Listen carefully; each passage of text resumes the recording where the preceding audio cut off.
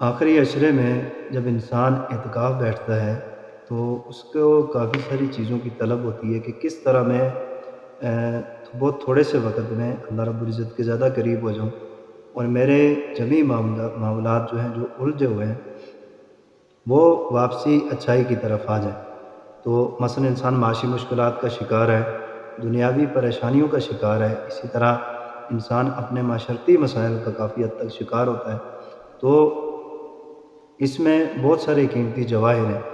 جن میں سے ایک یہ ہے کہ طاق راتوں میں جو شخص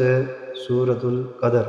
یعنی انا انزلناہ فی لیلۃ القدر اس صورت کا اہتمام کرے اور اس کو 200 مرتبہ پڑھے،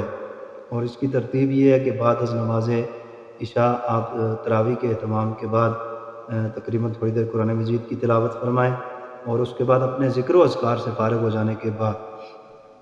تقریباً 11 بجے کا ٹائم اس کے لیے جو ہے حضرات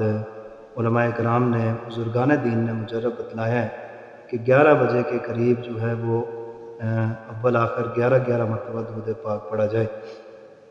تو یہ جو اول آخر 11 مرتبہ درود پاک ہوتا ہے، تو اس کی ترتیب یہ سمجھ لیں کہ اولاً حمد کی جائے گی اللہ رب العزت کی، اور اللہ رب العزت کی حمد و ثناء کے بعد 11 مرتبہ نبی کریم صلی اللہ علیہ وسلم کے اوپر درود پاک پڑھیں گے، اور اس کے بعد سورہ قدر جو ہے اس کو 200 مرتبہ ہم پڑھیں گے۔ تو 200 مرتبہ پڑھنے کے بعد پھر 11 مرتبہ درود پاک پڑھیں گے اور اس کے بعد دعا کریں گے۔ اور پھر اس کی خاصیت یہ ہے کہ آپ اپنے اثاثہ جات کو لکھ لیں۔ مثلاً اس سال آپ کے پاس دنیاوی اموال کے اعتبار سے جتنے اثاثہ جات ہیں ان کو آپ لکھ لیں، اور پھر اگلے سال آپ رمضان میں جا کے کاؤنٹنگ کریں، آپ کے اثاثہ جات اس سے دگنے ہو جائیں گے۔ اور اس میں صرف شرط یہ ہے کہ رمضان المبارک کے ان طاق راتوں میں اس عمل کو کرنے کے بعد آپ اسے اپنی زندگی کا معمول رکھیں کہ فجر اور مغرب کی نماز کے بعد اس کو 21 مرتبہ پڑھنا سورہ قدر کو، اور اسی طرح باقی ہر فرض نماز کے بعد 11 مرتبہ اس کو پڑھنے کا معمول رکھیں۔ اس کی برکت سے اللہ رب العزت پورا سال انسان کے دنیاوی کاموں میں انسان کی کفایت فرماتے ہیں۔ تو یہ قیمتی مواعظ ہیں اور یہ قیمتی جواہر ہیں جو انسان آخری عشرے میں معتکفین حضرات تو خصوصاً اس کو حاصل کر سکتے ہیں، اور جو شخص اعتکاف نہیں بیٹھا ہوا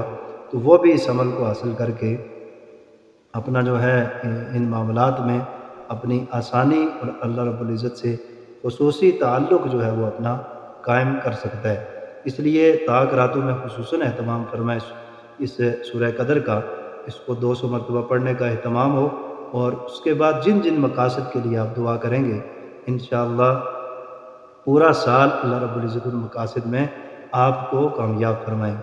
السلام علیکم ورحمۃ اللہ وبرکاتہ۔